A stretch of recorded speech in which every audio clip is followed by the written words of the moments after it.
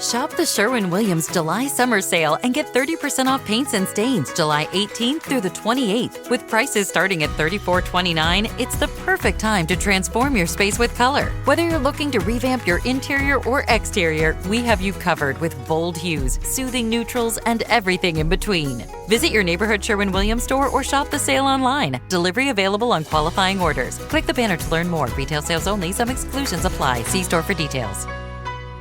This podcast is sponsored by Talkspace. You know when you're really stressed or not feeling so great about your life or about yourself? Talking to someone who understands can really help. But who is that person? How do you find them? Where do you even start? Talkspace. Talkspace makes it easy to get the support you need. With Talkspace, you can go online, answer a few questions about your preferences, and be matched with a therapist. And because you'll meet your therapist online, you don't have to take time off work or arrange childcare. You'll meet on your schedule, wherever you feel most at ease. If you're depressed, stressed, struggling with a relationship, or if you want some counseling for you and your partner, or just need a little extra one-on-one support, Talkspace is here for you. Plus, Talkspace works with most major insurers, and most insured members have a $0 copay. No insurance? No problem. Now get $80 off of your first month with promo code SPACE80 when you go to Talkspace.com. Match with a licensed therapist today at Talkspace.com. Save $80 with code SPACE80 at Talkspace.com.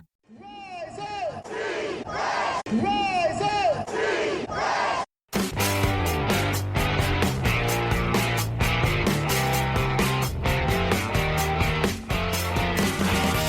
This is the Rise Up See Red podcast, all about the Arizona Cardinals and the NFL, featuring insider and outsider perspectives. Enjoy the best hour of Cardinals talk on the web. Now here are your hosts, Jess Root and Seth Cox.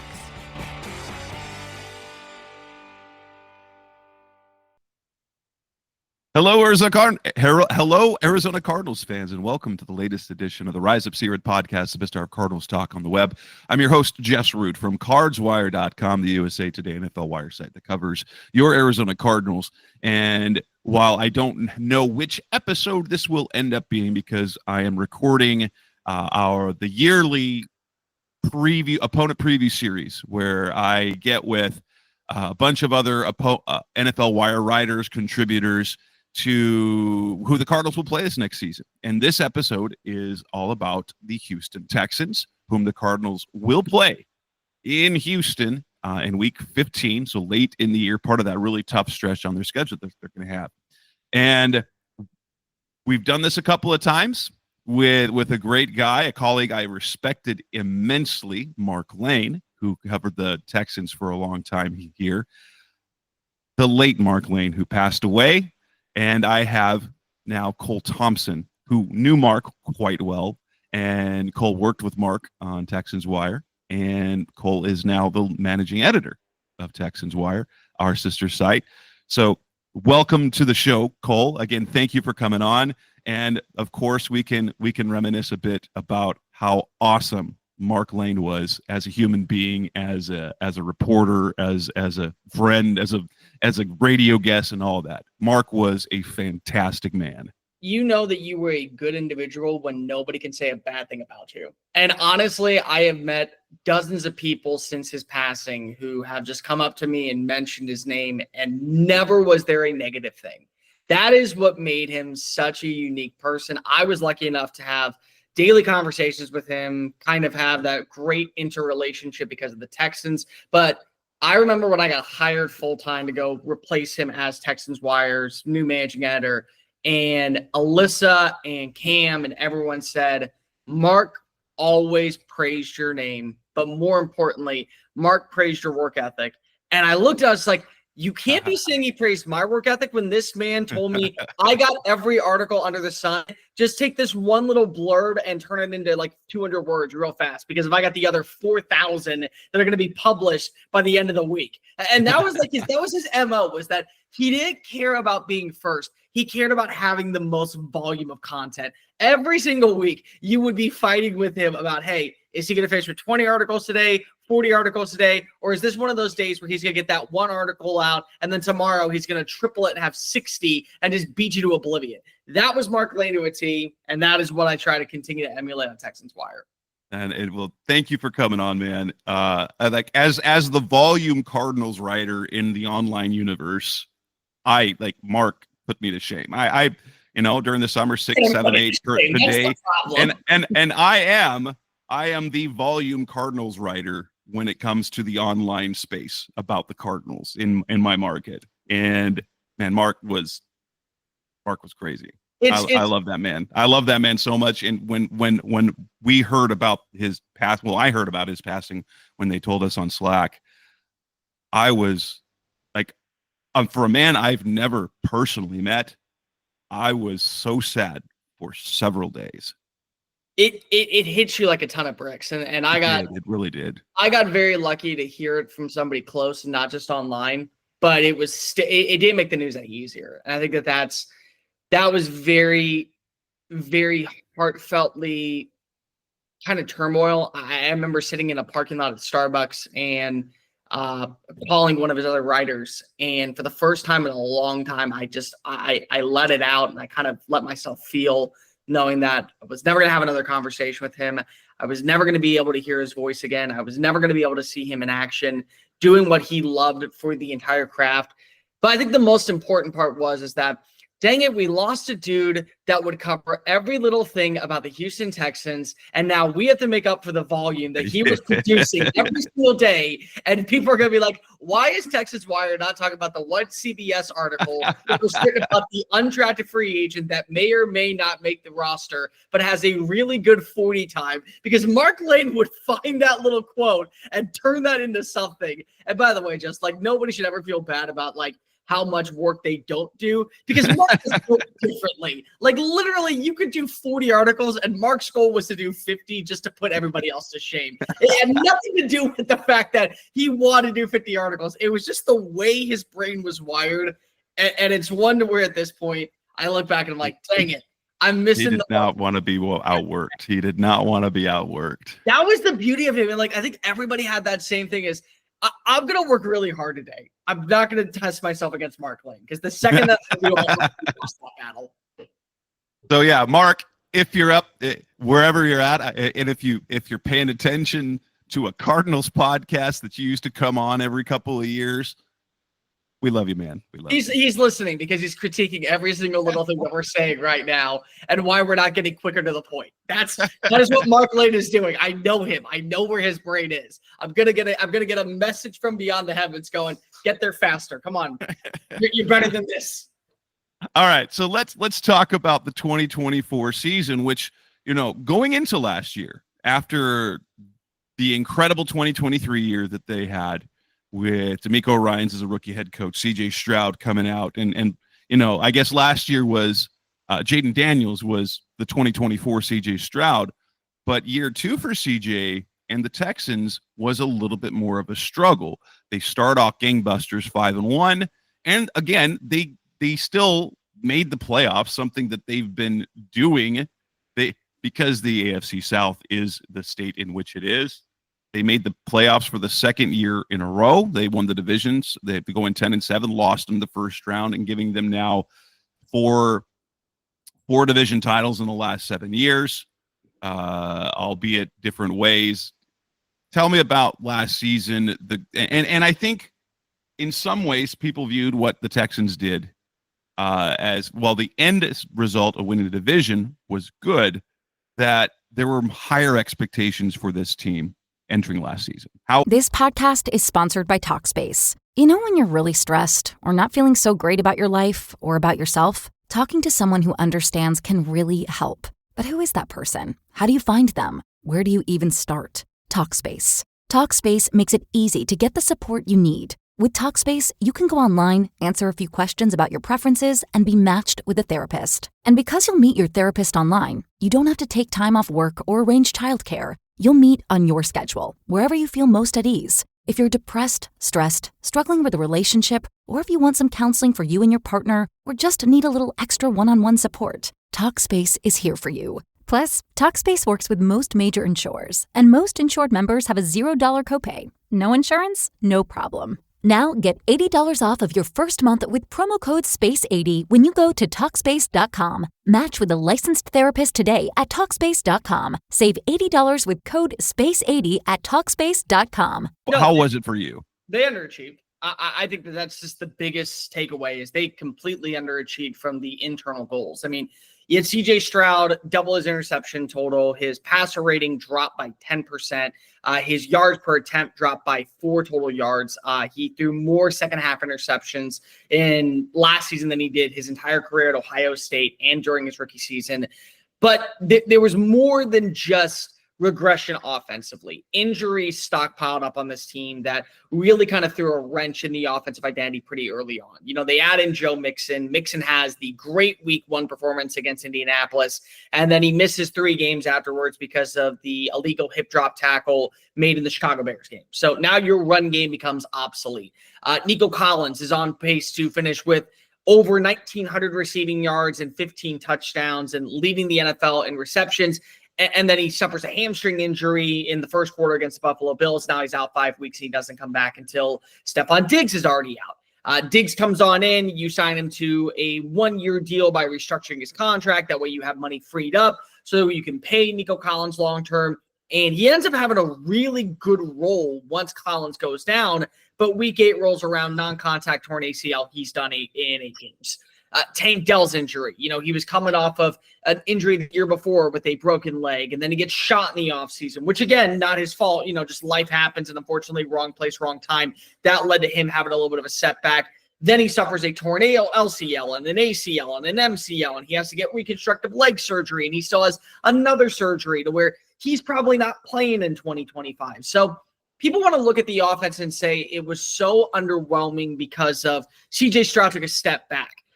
Honestly, Stroud was one of the very few consistent things because of when you didn't know who was your wide receiver number 1 every single week and what your offensive line situation was going to be like. Yes. You can take that, I think, as a victory. Now, you mentioned it. There were some positives. Number 1, they had a top 10 defense last year, and a majority of that defense is back this year. Danielle Hunter signed long-term. You have Will Anderson kind of breaking on through. Derek Stingley is locked up as the new highest-paid cornerback, and he had an all-pro season. You're getting a healthy Jalen Petrie. Kamari Laster was better than advertised. Kalen Bullock was better than advertised. You added C.J. Gardner-Johnson this offseason. So you had a good defense that was the backbone of your team. The problem is that the negative still surrounds the biggest negative. And in my opinion, the reason why teams make it to the Super Bowl and why teams are eliminated in the divisional round, offensive line play. They had far and away one of the worst offensive lines in the NFL in both balance of run blocking and pass protection. But just the problem with that was you can blame a lot of the inconsistencies of like Chicago's offensive line on inexperience or youth, or, you know, you're just kind of penny pinching when it comes to building a unit around Caleb Williams. This was the most expensive offensive line in the NFL by annual salary last year, with Shaq Mason, with Titus Howard's new deal, with Laramie Tunsil, with Kenyon Green being a first-round pick. Like, they put a lot of money in this offensive line off either draft picks or on new contracts and extensions, and nobody besides Laramie Tunsil, who people were so elated to see leave because he was a walking penalty, at least 1 false start per game. I mean, he led the NFL the last 3 years in false starts. He was the only constant, and Stroud was under pressure over 60% of snaps last year. He was sacked 52 times, which was the second most among all quarterbacks. They give the 3rd most sacks in the NFL, only behind, I believe it was Chicago, and then I think maybe it was Vegas, if I'm not mistaken. So offensive line play was inconsistent at best, and they didn't have that secondary punch at the running back position. So, albeit, yes, Houston last year, you knew Stroud was going to have a bit of a sophomore slump. You knew that there was going to be some regression because there's more film on him. Like, that's just the case for almost every single player.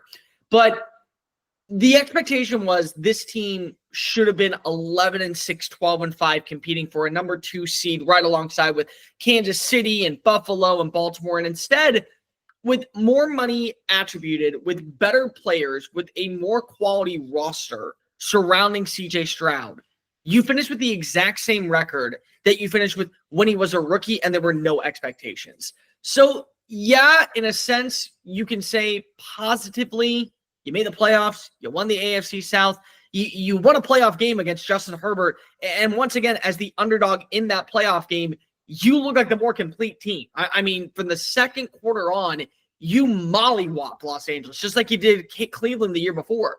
But you're still in that realm of, well, where are we in the grand pecking order of AFC teams? Because we're not at the pinnacle. We're not Kansas City. We're not Baltimore. We're not Buffalo. We're nowhere near that range.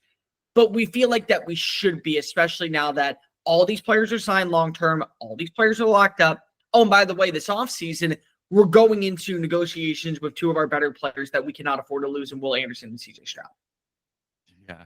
I will say, though, if you look at the week by week, at 10-7, it just showed that even with the struggles that they have, they were a good team, but they just weren't. Like, you look at their losses, there's only one loss you look at and go, ew. Yeah. And that was, well, in the Titans. So there's two losses. Like, division losses are different. Like, you got the loss to the Jets, but like, you got the loss to the Titans. But their 5 other losses came to Ravens, Chiefs, Lions, Vikings, and Packers. Now, I will push back on the Lions loss only because of it was the first time since 1977 that a team had a double-digit lead that also had forced 5 turnovers, 5 interceptions against a starting quarterback and still found a way to lose. And that was because of that game. Just that was the game where all of us were sitting inside the press box and we knew Bobby Slowick's days were numbered. When they came out in the second half, when they were so insufficient, Stroud threw those 2 inexcusable interceptions, and they just decided to continuously play this up-tempo passing attack when you need to play more of a conservative approach and just coast your way to a win. We knew his days were numbered. That, to me, was the most inexcusable loss because of the way you started out the first half. I will say the Tennessee game was very disgusting. It was very disgusting to watch in person how insufficient the collapse was in the fourth quarter.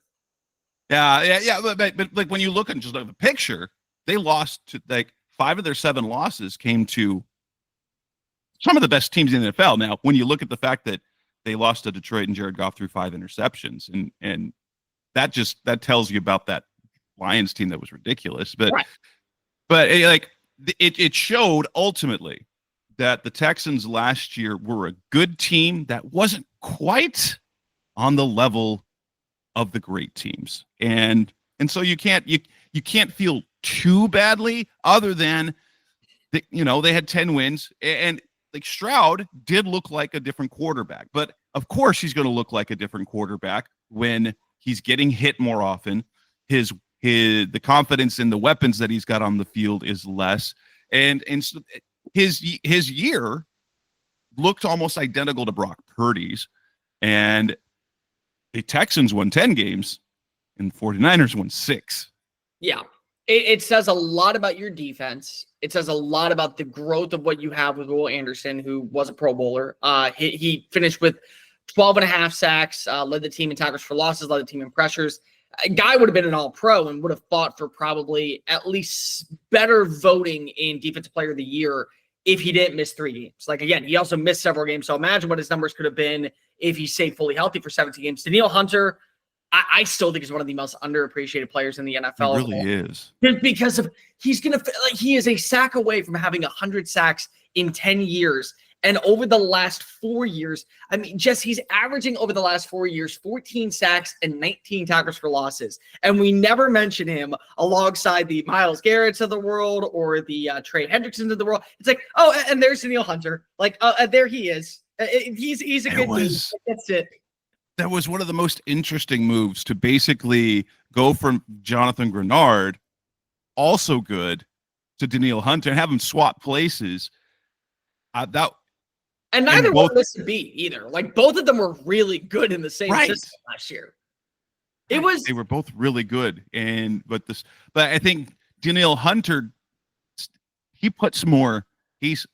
Doesn't he feel more like opposing offenses fear him more than Grenard, even though Grenard is just as productive. Oh, he looks like an action figure. Like, if you see him in person, like the G.I. Joes that we grew up with, like, that's Danielle Hunter.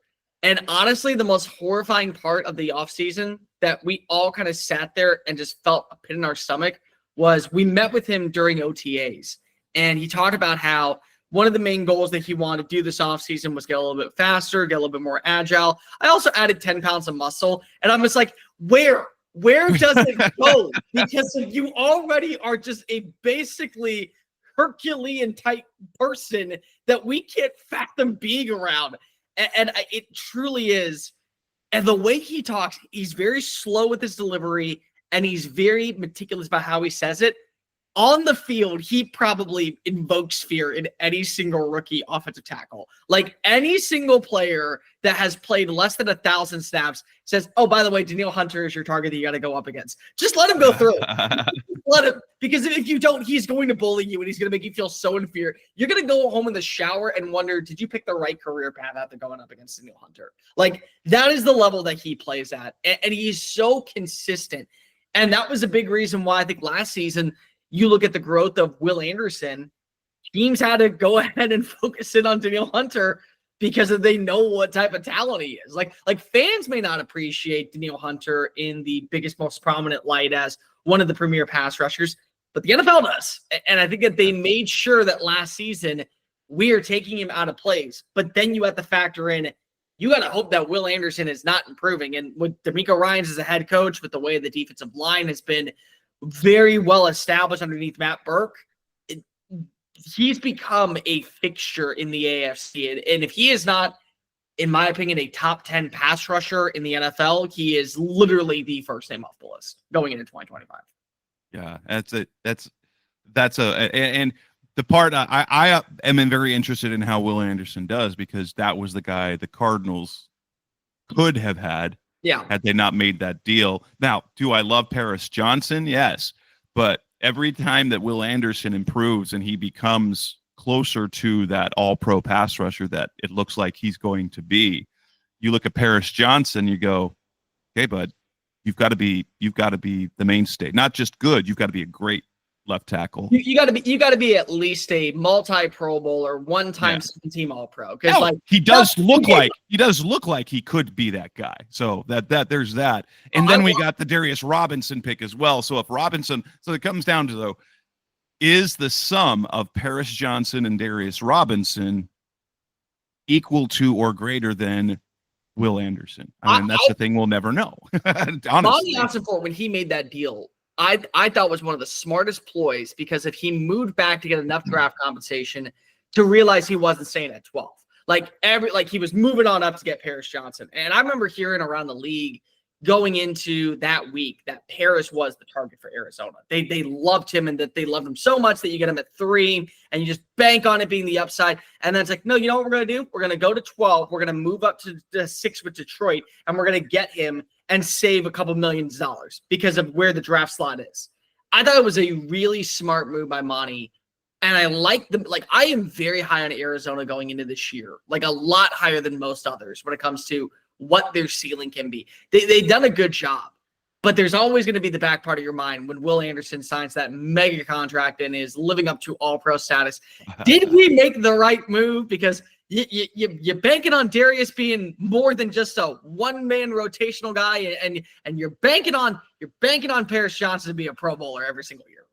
And then you look at what the Cardinals pass rush has been the last couple of years. You're like, but Will Anderson. But it could have been Will Anderson. and all the problems we've had with the edge. I'm like, the answer was right in front of you. It was honestly, it was a no-brainer pick if you stayed put. Like, you just take Will Anderson, you don't think about it. But you move around and hopefully it works out. You spend on Josh Sweat and Darius Robinson, and hopefully that defensive line is more improved. But he was right there for the taking at 3. It's like hindsight's 20/20. It's like we're recouping, but we could have paid Dan Moore what he wanted and not gone to Tennessee. We would have been fine with that with Will Anderson at 3. That would have worked out great. It's like, we're paying for it in a different way at this point. That's true. Coming up next on the Rise of Sierra podcast, the Best Our Cardinals talk about. Let's move on to talk about Houston's offseason, what they did in free agency, who they lost, who they gained, and their work in the draft. That's coming up next on Rise Up See Red. This podcast is sponsored by Talkspace. You know when you're really stressed or not feeling so great about your life or about yourself? Talking to someone who understands can really help. But who is that person? How do you find them? Where do you even start? Talkspace. Talkspace makes it easy to get the support you need. With Talkspace, you can go online, answer a few questions about your preferences, and be matched with a therapist. And because you'll meet your therapist online, you don't have to take time off work or arrange childcare. You'll meet on your schedule, wherever you feel most at ease. If you're depressed, stressed, struggling with a relationship, or if you want some counseling for you and your partner, or just need a little extra one-on-one support, Talkspace is here for you. Plus, Talkspace works with most major insurers, and most insured members have a $0 copay. No insurance? No problem. Now get $80 off of your first month with promo code SPACE80 when you go to Talkspace.com. Match with a licensed therapist today at Talkspace.com. Save $80 with code SPACE80 at Talkspace.com.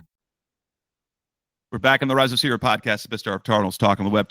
Our opponent preview show about the Houston Texans, talking with Cole Thompson from the managing editor of Texans Wire. In free agency, they did in the offseason, they made some moves to trade Laramie Tunsil. They let Kendrick Green go. They released Shaq Mason. And they didn't bring back Robert Woods. The long snapper's gone. They've got Stephon Diggs leaves to the Patriots. Ron Darby retires. Who of the losses? Kenyon Green was traded to the Eagles. Of the losses they sustained in free agency and trades, are there any of them that are impact losses? I mean, Tunsil, naturally. Like whether or not you want to say the penalties and the false starts were such an issue, he still was grading out as a top 3 pass protector on Pro Football Focus every single year. I mean, you look at the numbers. The Texans gave up 52 sacks against CJ Stroud last year. He gave up 1. So 51 other sacks came from the 4 other offensive linemen. And you're going into a must-win year for a lot of people because of this is the last season where most of these players are on team-friendly contracts. Or you're banking on a lot of these newcomers that you brought in through the draft are going to hit. The thing is that there's 2 ways to look at the Laramie Tunsil deal. The first is, yes, you let go of a proven offensive tackle who is now going to join basically CJ Stroud and the Houston Texans 2.0 in 2024, protecting Jaden Daniels on a rookie contract. And he is either going to have a sophomore slump or become an MVP candidate overnight. And I don't think there is a middle ground, and it's one or the other. Right, but right. That money that you end up saving and the draft compensation that you're going to get in return, you're able to kind of play the board in your favor, which has been a blessing for Nick Caserio and something that he loves to do. It is like his pet passion is playing that draft compensation. What is the value of certain picks moving on up, moving on down? I mean, he makes the most trades of every team every single year. He broke the record this past year after breaking the record 2 years ago. Like that's Nick Caserio at a T. And the money that you saved, you were able to utilize in brand new contracts for players that you know are irreplaceable. Derek Stingley Jr. does not sign a 3-year, $90 million contract if Larry Tunsil's still on this team. And what you're doing at this point is you're risking Sauce Gardner getting paid, Jalen Ramsey getting paid, Patrick Surtain getting a brand new deal, and Stingley having another great season, which is only going to up the value of his annual salary. So you got ahead of it. You had to go ahead and move off that draft compensation. You were able to add an extra year to Danielle Hunter's contract. So now he is going to get paid $34 million in 2026, which, again, feels like a lot of money, but he's probably earned it with the consistency that he's played at, and he's locked up for another year versus him going into a contract year in 2025. You locked up Jalen Petrie, who has blossomed into one of the better nickel defenders in the NFL on a 3-year, $42 million contract. You got ahead of that deal, and that deal doesn't happen with Laremy Tunsil. So that's one way to look at it, is like, yes, you brought in all this money that you were saving to go extend players that you know are part of your new foundation and a core of Texans players. And the other way to look at it is, hey, we have a quarterback that we believe could be the franchise solution, better than what Deshaun Watson ever was, a top 5 passer in the AFC, a top 3 passer some years in the AFC, an MVP candidate, an all-pro, and a Super Bowl caliber champion passer. Oh, but we can't protect him to save our bleeping life. Like that's the trade-off that you have right there. So he was probably the biggest impactful loss, because if you are banking on a Cam Robinson and Ariante Ursary combo to protect the blind side in a year that you just gave up the third most sacks in the NFL. Stephon Diggs is a big loss for one reason. He took away so much pressure for Nico Collins because of the underground game that you are hopeful that the newcomers that you're bringing on in, Christian Kirk, Jalen Noel, Jaden Higgins, they can provide that. Stephon Diggs can provide that. So that's a big loss, but I'd reach out to a couple people, talk to those around the building. There were conversations that were going on about maybe a short-term deal. When he got offered the 3-year contract with a lot of guaranteed money up front, it was like, there's no way we're matching that. Like, enjoy Foxborough, have fun with Mike Vrabel, go work with Drake May, turn him into something special if you want to. We're done. Like that was it. And I think they've done a good job of recouping what his overall production is going to be, but the potential of what those players are, I don't think is going to emulate anything near what Stephon Diggs was. So those were two pretty big losses. That's about it. I mean, some of the defensive players you're going to miss, but something to write home about.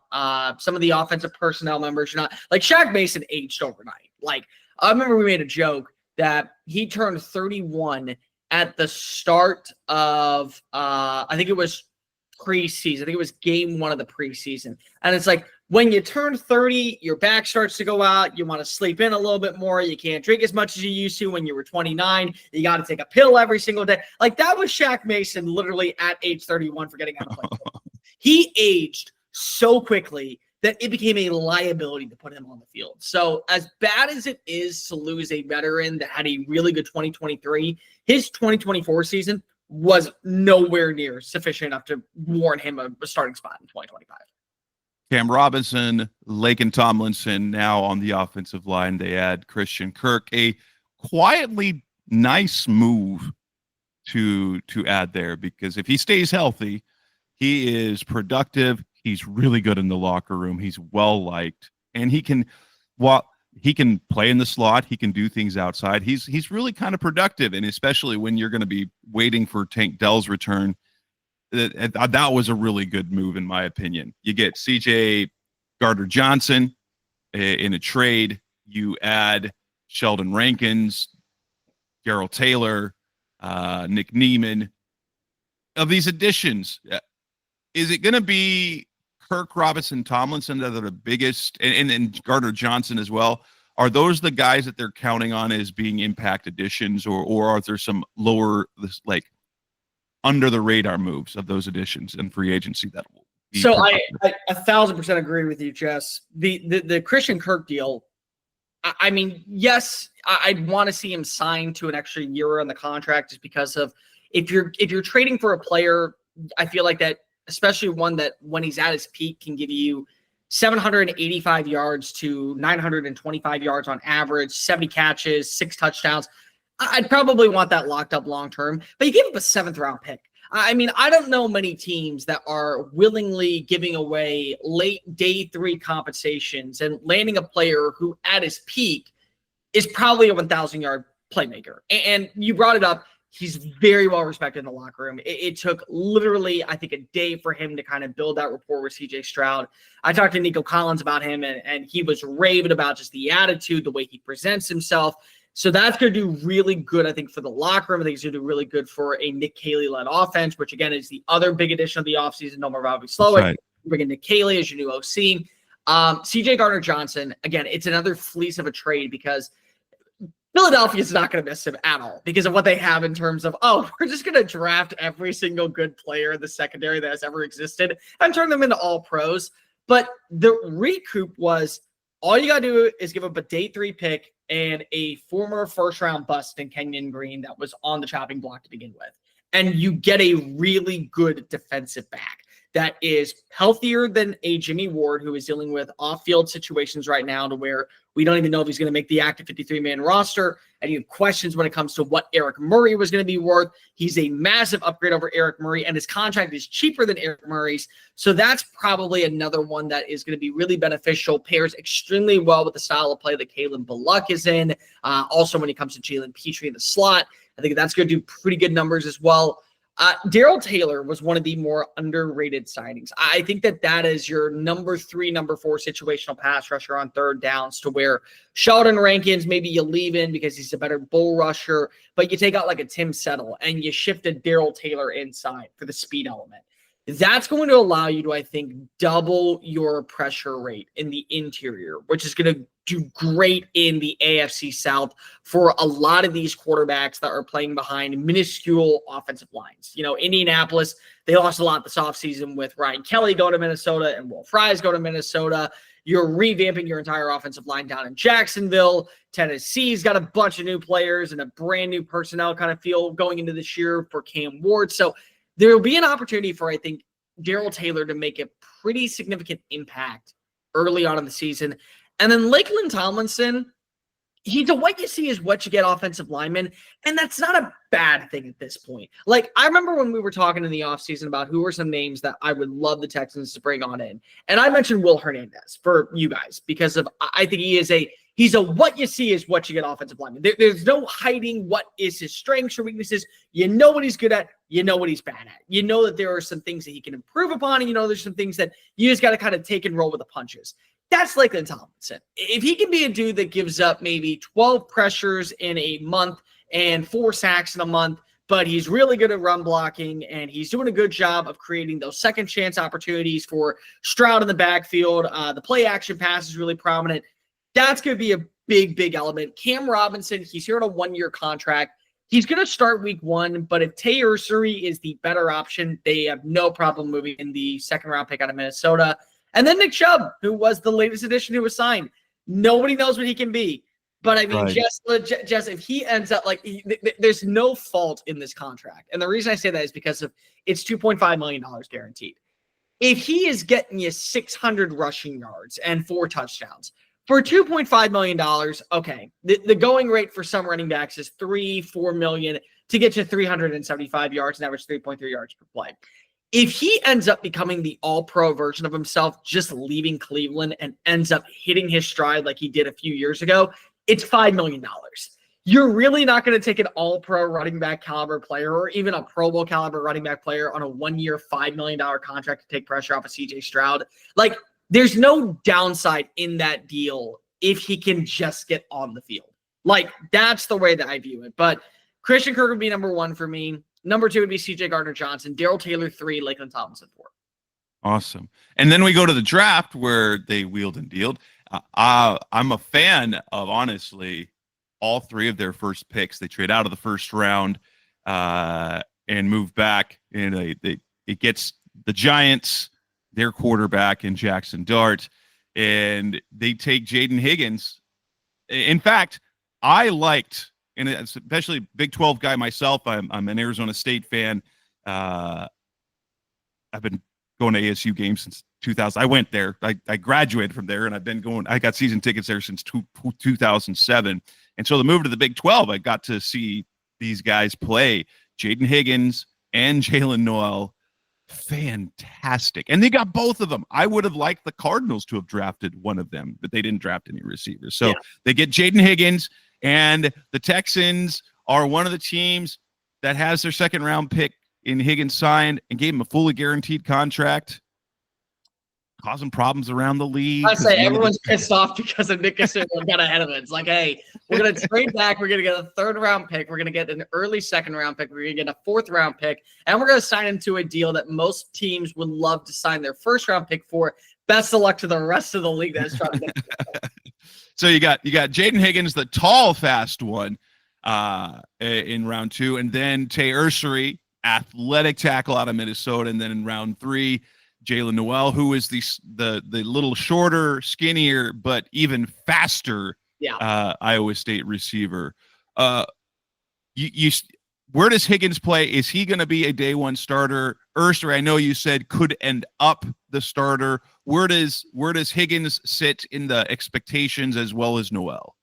Ursery for me, I think is going to be the one that we will talk about the most because of the impact just on the offensive line. You trade away a 5-time Pro Bowl left tackle and you draft a guy that, and if you remember, the Patriots actually released a video saying that they were on the phone with the Texans to go move on up when they took the Travion Henderson pick, and they decided to stand pat. And then Chicago is making that same offer. It's been confirmed at this point. Houston was not moving up for Travion Henderson. They were moving up for Taylor Surrey. They were willing to draft him in the top 40. That's how highly they regarded him. And they got him at 48 with the Las Vegas Raiders by moving up 10 spots. So they really think of him as a high upside offensive tackle. He's going to be, I think, the long-term answer at left tackle, but he's going to compete for right tackle with Blake Fisher, the second-round pick out of Notre Dame last year. So he's going to see reps this year. Higgins is going to be your number 2. I can almost guarantee you that when you throw 4 years of a guaranteed contract on, you expect him to be a plug-and-play addition and a high-volume upside on the outside. He's really, really fast, which I did not expect for a 6'4" receiver.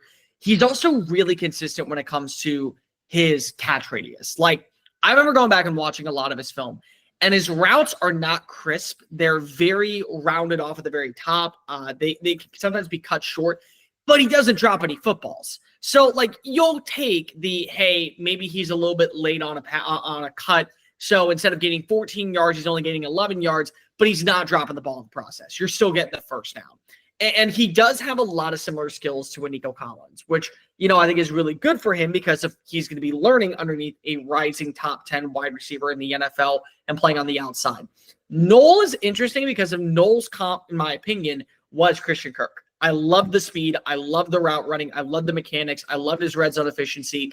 He was one of my favorite players just in the draft period to watch. And I get it. He's a slot-only guy at 5'10". He is going to add some value on special teams, but that speed in the open field. I mean, there's a reason why.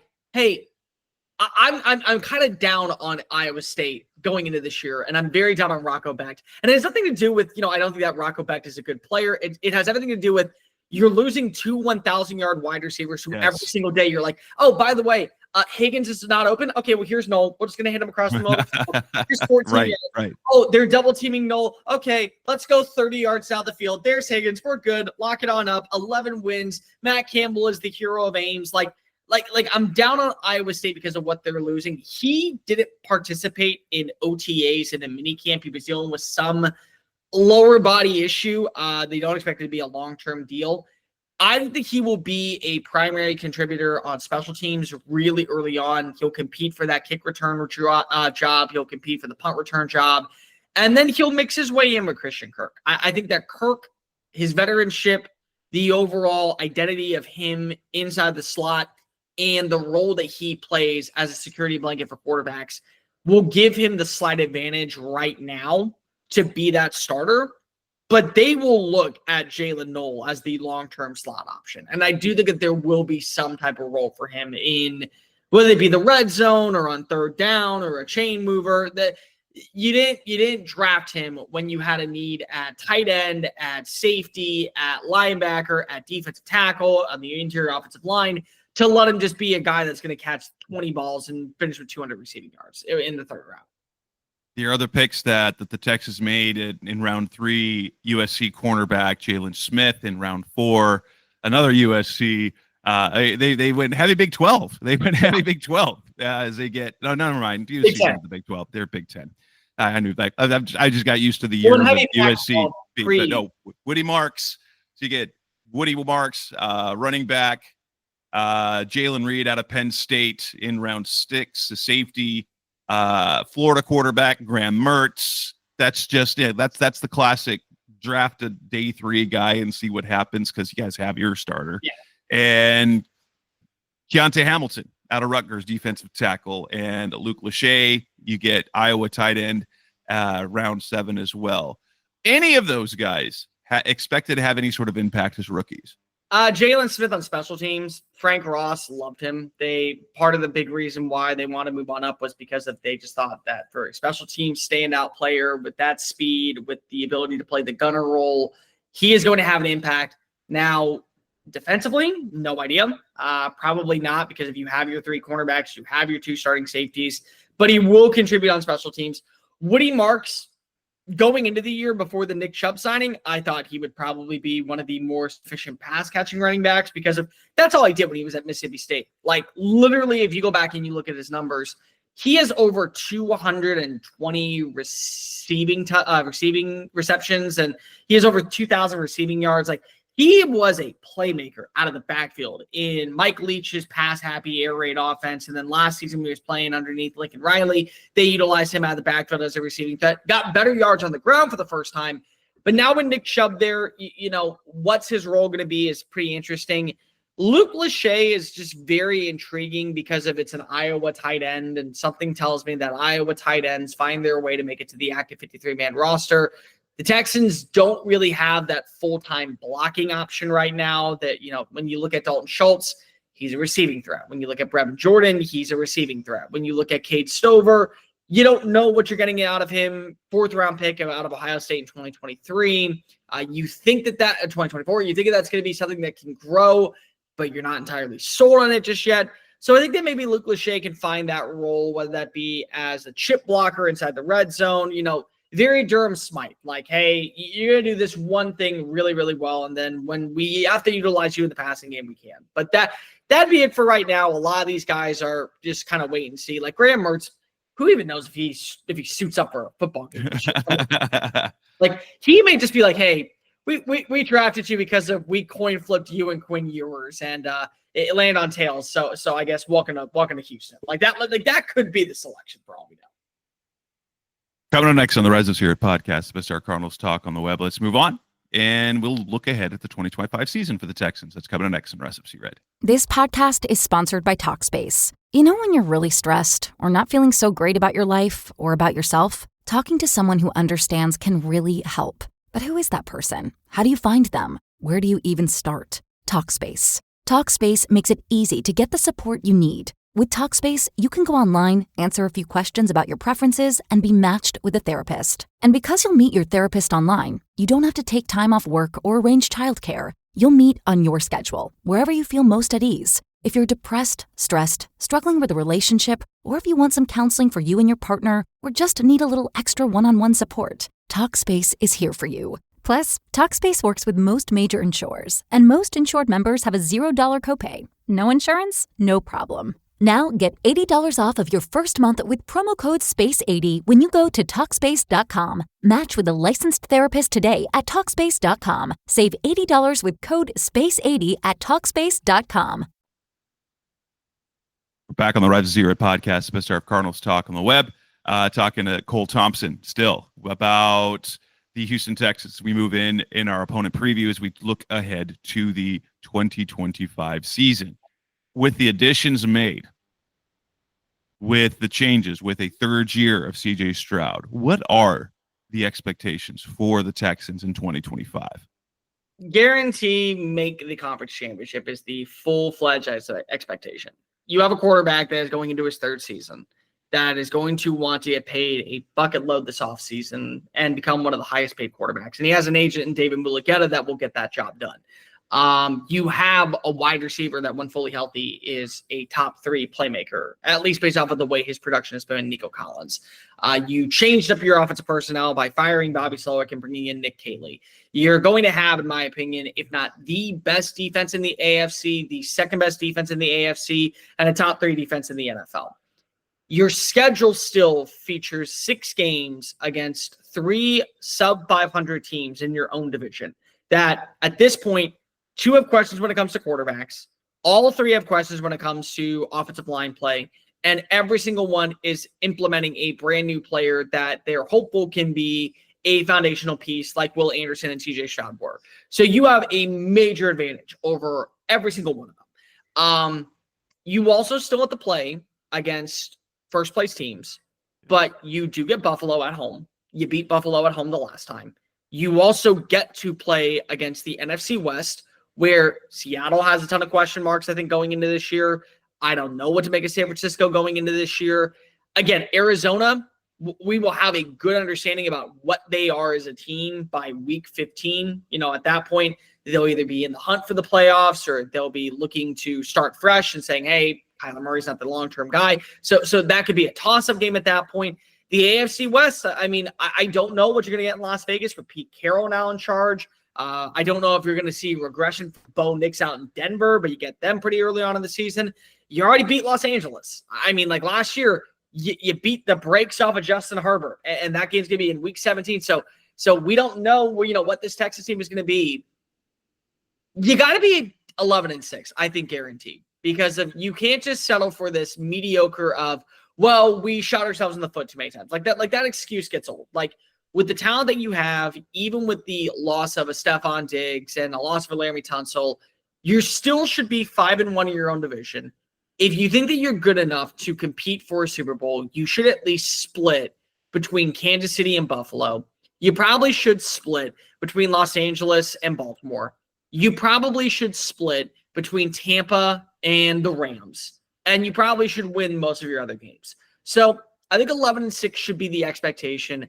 I think being the number 3 seed as well needs to be a priority. Like, you can't just be like, hey, we're the 4 seed. We've accepted that we're going to get one playoff game that's the Saturday 3:30 kick on ESPN like we always are, and then we're just going to lock that in and call it a day. Like, you got to have more expectations than that. I think that you have to be willing to be in that realm of, we're going to be the Sunday game, the 2 versus 3 matchup, where we're more even-keeled facing off against Buffalo, or this is a down year for Kansas City. We can go into Arrowhead a second time and get that dub. That needs to be the goal. I don't think Super Bowl or bust is it this year. I do think that playing for a conference championship for the first time feels like the expectation. So, ceiling and floor. What do you think is their ceiling and floor this season? 9-8's the floor. Bad offensive line play gets CJ Stroud hurt. A lot of injuries to the wide receiver room. Nick Caley's offense doesn't pick things up.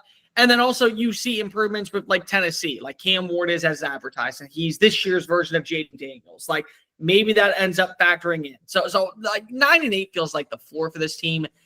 I think 12-5 is the ceiling. I still feel like that there is a clear separation between you and Baltimore right now.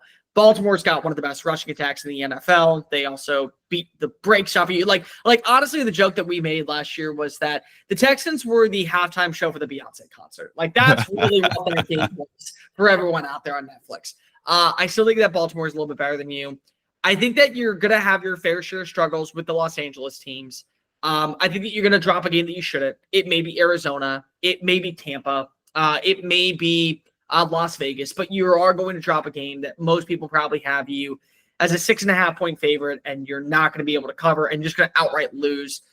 But I believe that Nick Caley is a much better fit for what CJ Stroud wants to run.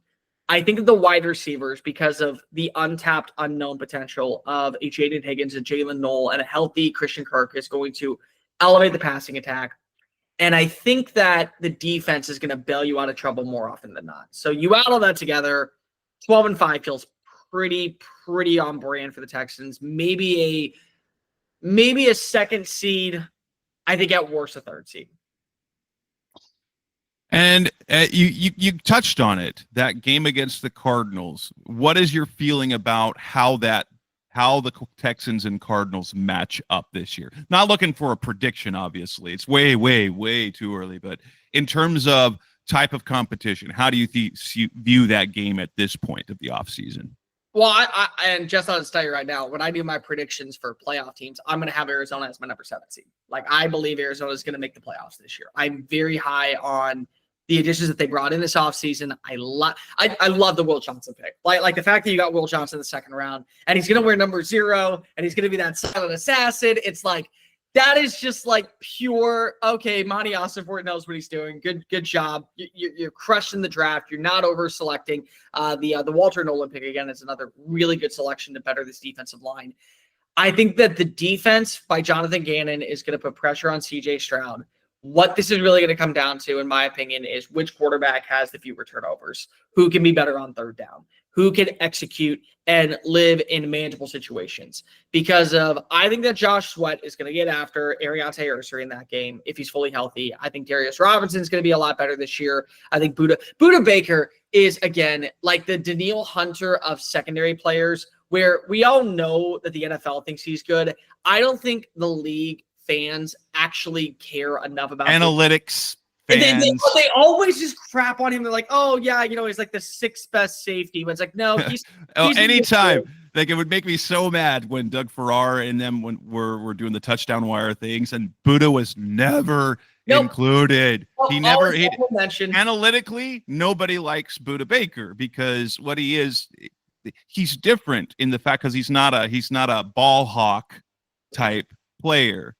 He's like a safety who's a linebacker, and that's how they use him. They use him like that.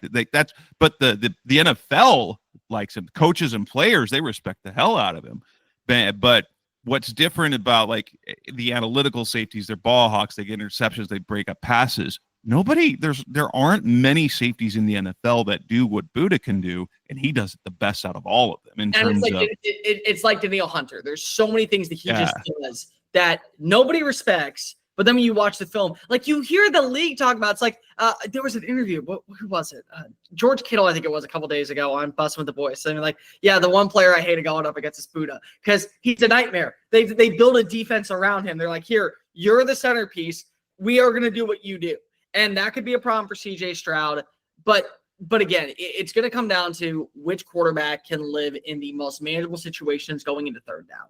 If Stroud ends up being a more cohesive passer and they can open up the rushing attack and they can kind of mitigate the clock and play tempo on third down, Houston at home late in the season, this kind of being like the icing on the cake, this being like the Miami Dolphins game last year where you know that you can clinch if a couple of things go your way and you just get this win. I would lean Houston. But I think that you are going to see better play from Marvin Harrison Jr. this year. I think that Michael Wilson is going to have finally that breakout season. I don't understand why James Conner doesn't get enough respect either on the offense when it comes to rushing. I think their offensive line is going to be better. I think that their defense is going to be more cohesive. It's going to be a battle. It's going to come down to Kyler Murray. Can he connect and build that repertoire with great passing? And it could be Trey McBride. Like it could just be, hey, we're going to find Trey McBride 19 times on third down and just move the chains. That might be Arizona's way of winning this football game, but it's going to come down to the third and manageable situations. And with that, we will wrap up this edition of the Rise Up Sierra podcast, this opponent preview about the Houston Texans. Of course, since Cole writes and runs Texans Wire, check out Texans Wire to get his content, especially leading up to that Week 15 game. And also on the Twitter/X, whatever everyone calls it. I still call it Twitter. You can find him. Yes. He's at Mr. Cole Thompson because you got to put the respect on his name there because you got to call him the Mr. Some dummy back in 2019 because I was Cole Thompson at NFL forever. And then I just want to be Cole Thompson. And the guy wanted to charge me $50. I'm like, you know what? Mr.'s available. Let's just go with that. That's the only reason. I'm cheap. I didn't want to go pay for the domain name. Yeah, that's crazy. But he also talks about the SEC. He talks about other sports as well. So he does some college football talking as well. As you can find him talking on SEC Unfiltered. He does some radio production in addition to the work that he does for Texans Wire. Cole, I appreciate the time. Thank you so much. If we can, leading up to that game in Week 15, maybe we can get you back on to talk about the game specifically, man. I'll be disappointed if you don't have me back on. So there we go. All right, man. Thank you so much for your time. That'll wrap up this edition of the show. We'll be back again soon with probably more opponent previews. I think, I don't know how these are going to get released, but whatever it is, whether it's an opponent preview or Seth and I are back to talk about the Cardinals in training camp, we'll be back again soon. Thanks for This podcast is sponsored by Talkspace. You know when you're really stressed or not feeling so great about your life or about yourself? Talking to someone who understands can really help. But who is that person? How do you find them? Where do you even start? Talkspace. Talkspace makes it easy to get the support you need. With Talkspace, you can go online, answer a few questions about your preferences, and be matched with a therapist. And because you'll meet your therapist online, you don't have to take time off work or arrange childcare. You'll meet on your schedule, wherever you feel most at ease. If you're depressed, stressed, struggling with a relationship, or if you want some counseling for you and your partner, or just need a little extra one-on-one support, Talkspace is here for you. Plus, Talkspace works with most major insurers, and most insured members have a $0 copay. No insurance? No problem. Now get $80 off of your first month with promo code SPACE80 when you go to Talkspace.com. Match with a licensed therapist today at Talkspace.com. Save $80 with code SPACE80 at Talkspace.com. Listening as always. Thanks for listening to the latest edition of the Rise Up, See Red podcast.